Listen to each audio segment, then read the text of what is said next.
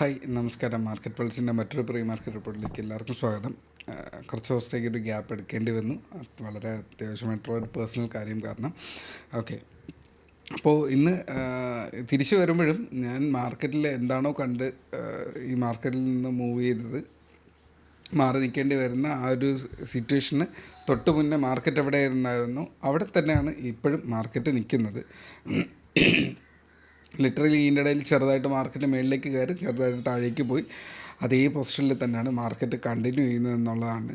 മാർക്കറ്റിൽ ഇതിനിടയ്ക്ക് നല്ല വോളറ്റൈലിറ്റി വരുന്നുണ്ട്. ഒരുപാട് റീസൺസ് കാരണം മാർക്കറ്റിൽ അങ്ങോട്ടും ഇങ്ങോട്ടും പ്രൈസസ് മൂവ് ചെയ്യുന്നുണ്ട്. ഇത് കാരണം പ്രൈസ് അനങ്ങുന്നുണ്ടോ എന്ന് ചോദിച്ചു കഴിഞ്ഞാൽ അനങ്ങുന്നുണ്ട്. ട്രേഡ്സ് കിട്ടുന്നുണ്ടോ എന്ന് ചോദിച്ചാൽ ട്രേഡ് കിട്ടുന്നുണ്ട്. പക്ഷേ ലിറ്ററലി ഇൻഡെക്സ് മൂവ് ചെയ്യുന്നുണ്ടോ എന്ന് ചോദിച്ചു കഴിഞ്ഞാൽ ഇല്ല. സ്റ്റോക്സിൻ്റെ പ്രൈസിൽ മൂവ്മെൻറ്റ് കിട്ടുന്നുണ്ടോ എന്ന് ചോദിച്ചു കഴിഞ്ഞാൽ അതും ഇല്ല എന്നുള്ളതാണ് അതിൻ്റെ സിറ്റുവേഷൻ.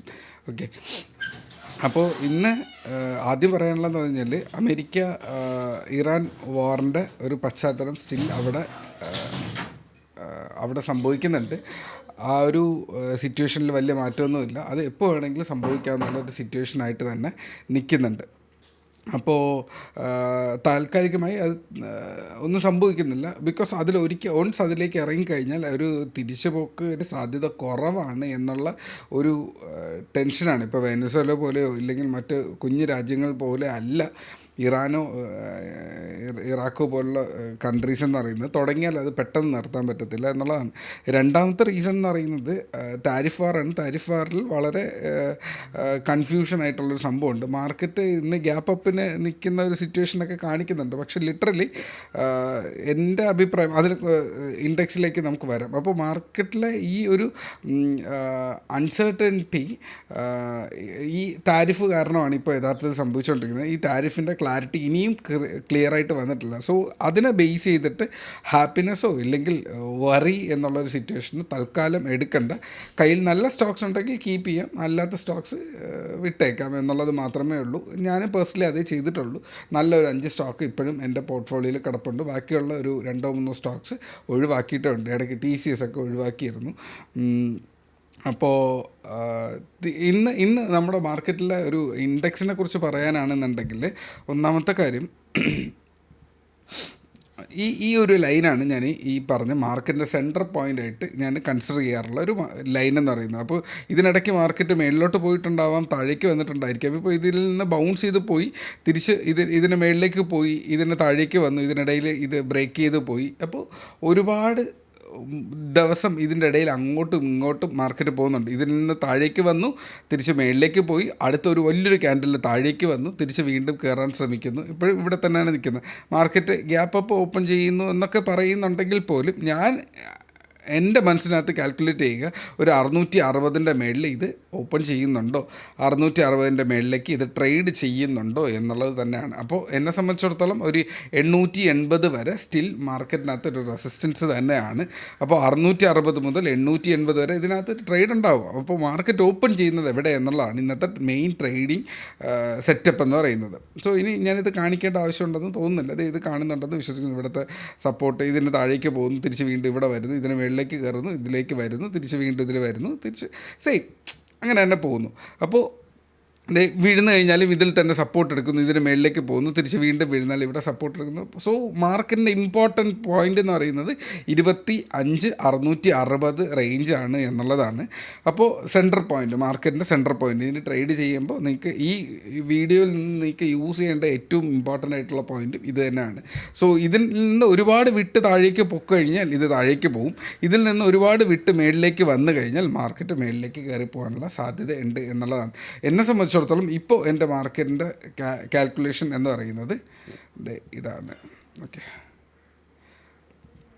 മാർക്കറ്റ് താഴേക്ക് പോകാനുള്ള ഒരു പാറ്റേണിലാണ്. അതായത് സ്ലൈഡിങ് മാർക്കറ്റാണ്. മാർക്കറ്റ് താഴേക്ക് ചെറുതായിട്ട് വന്നുകൊണ്ടിരിക്കുന്നുണ്ട്. സോ മാർക്കറ്റ് ഇപ്പോൾ ഇത് മേളിലേക്ക് കയറി വന്ന് ഇതിന് മേളിലേക്ക് പോയില്ല എന്നുണ്ടെങ്കിൽ വീണ്ടും മാർക്കറ്റ് സ്ലൈഡ് ചെയ്ത് ഈ ഒരു സപ്പോർട്ടിലേക്ക് പോകാനുള്ള സാധ്യത ഉണ്ട്. സോ അതുകൊണ്ടാണ് എൻ്റെ ഒരു അനാലിസിസ് ഞാനവിടെ അങ്ങനെ കീപ്പ് ചെയ്തത്. സോ ഇപ്പോൾ നിൽക്കുന്ന ഒരു സിമെട്രിക് ട്രയാങ്കിളാണ് ഇതിൻ്റെ ഉള്ളിൽ. ഞാനിപ്പോൾ ഇതിന് തൽക്കാലം ഡിലീറ്റ് ചെയ്യണം. അപ്പോൾ സംഭവം എന്താണ്, സ്ലൈഡിങ് മാർക്കറ്റ് ഓർ ഡിസെൻഡിങ് ചാനലാണ് അത് സംഭവിച്ചുകൊണ്ടിരിക്കുന്നത്. സോ അത് നിങ്ങളുടെ മനസ്സിൽ കീപ്പ് ചെയ്യുക. അടുത്ത് ഇതിനുള്ളിൽ ഒരു സിമെട്രിക് ട്രയാങ്കിൾ ഉണ്ട്. ഞാനൊരു 30 മിനിറ്റിൻ്റെ ടൈം ഫ്രെയിമിലേക്ക് പോയാൽ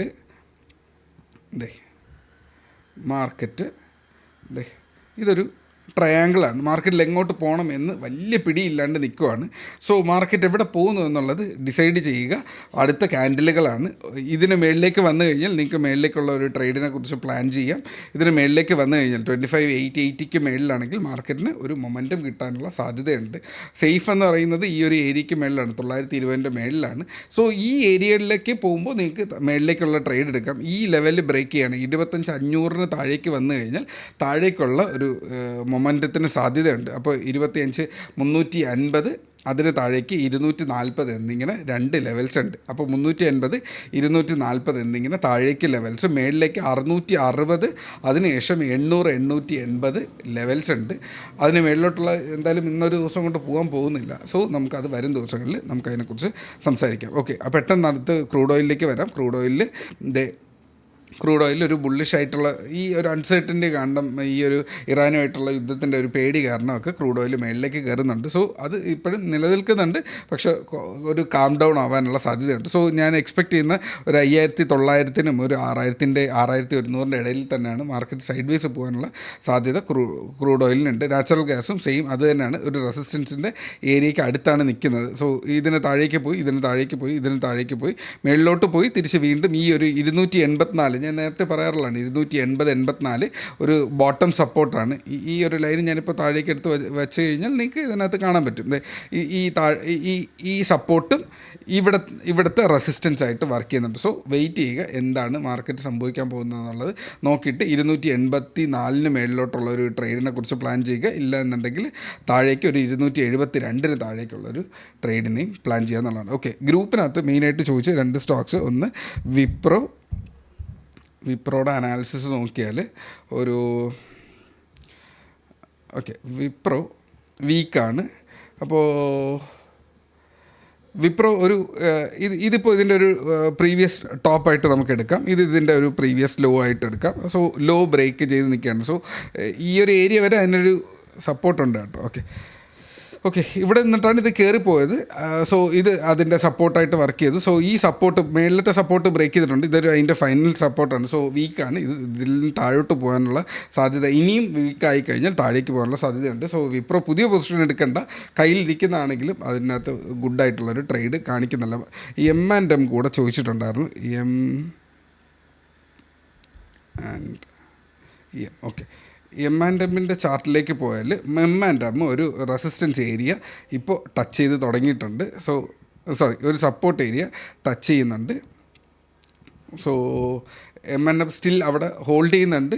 ഇതിൻ്റെ ഒരു സപ്പോർട്ട് ബ്രേക്ക് ചെയ്യുകയാണെങ്കിൽ ചിലപ്പോൾ താഴേക്ക് പോകും. എന്നാലും ഈ ഒരു ഏരിയയിലും ഒരു ചെറിയൊരു സപ്പോർട്ട് കിടപ്പുണ്ട്.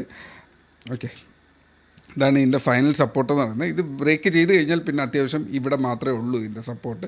സോ ലെവൽസ് നിങ്ങൾക്ക് കണ്ടാൽ മനസ്സിലാവുന്നുണ്ടെന്ന് വിശ്വസിക്കുന്നു. 3,300 റേഞ്ചിൽ, 3,420 റേഞ്ച്, അടുത്ത താഴേക്ക് 3,040 റേഞ്ചിലാണ് അവിടെ സപ്പോർട്ട് കിടക്കുന്നത്. സോ ഇതാണ് ഇതിൻ്റെ ഒരു ചാർട്ട്. സ്റ്റിൽ വീക്ക് തന്നെയാണ്. എല്ലാത്തിലും വീക്ക്നെസ് ഉണ്ട്. എല്ലാ സ്റ്റോക്സിനകത്തും വീക്ക്നെസ് ഉണ്ട്. വളരെ കുറച്ച് സ്റ്റോക്സിന് മാത്രമേ വീക്ക്നെസ് ഇല്ലാണ്ടേ ഉള്ളൂ. ബിക്കോസ് ഓഫ് ദിസ് അൺസർട്ടനിറ്റി ആ വീക്ക്നെസ് അവിടെ ഉണ്ട്. സോ ഇത്രയാണ് എൻ്റെ ഇന്നത്തെ അനാലിസിസ് എന്ന് പറയുന്നത്. ഞാൻ ഇന്നോട്ട് ഗ്രൂപ്പിൽ അവൈലബിൾ ആയിരിക്കും. നിങ്ങൾക്ക് എന്തെങ്കിലും ഡൗട്ട് ഉണ്ടെങ്കിൽ എന്നെ ടാഗ് ചെയ്യുക എന്നുള്ളതാണ്. സോ ഇത്രയേ ഉള്ളൂ ഇന്നത്തെ analysis. Trade safe, take care, by.